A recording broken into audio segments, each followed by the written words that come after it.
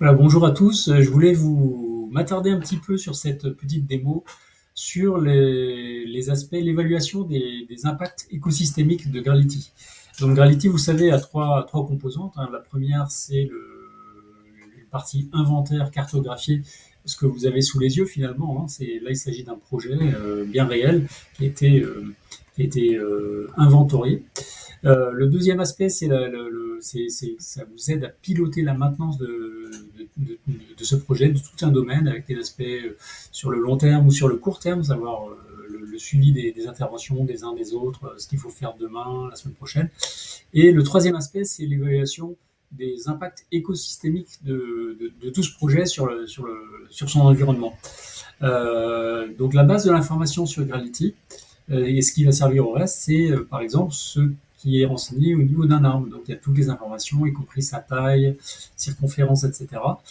Et sur la fiche de l'arbre, on retrouve plein d'informations, une photo, plusieurs photos avec des détails, etc. Puis les actions à entreprendre dessus, s'il y en a.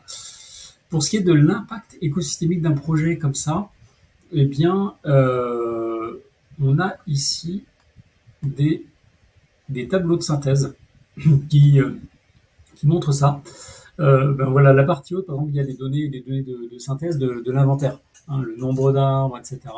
Donc, si vous avez inventorié ou développé une partie, fait des plantations, c'est des choses qui évoluent dans le temps.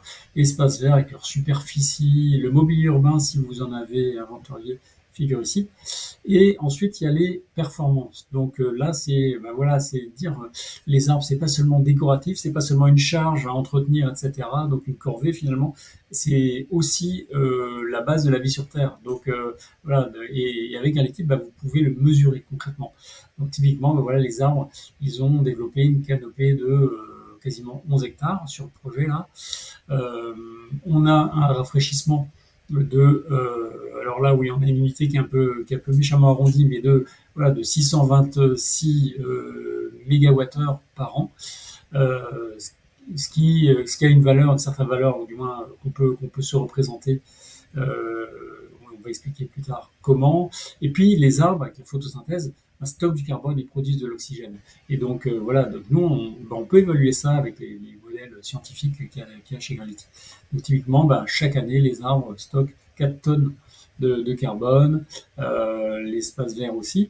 Et pour le profane, on a mis, enfin, pour communiquer sur ces sujets-là en interne ou en externe, à des gens qui ne sont pas forcément des ingénieurs, donc les gigawattheures, les mégawattheures, c'est peut-être un peu flou.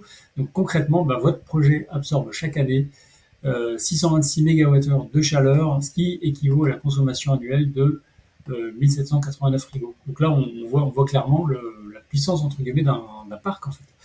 De la même manière, votre projet absorbe chaque année 200 et quelques tonnes de CO2, ce qui correspond aux émissions d'une voiture diesel sur 53 fois le tour de la Terre. Donc là, on voit un peu mieux le CO2.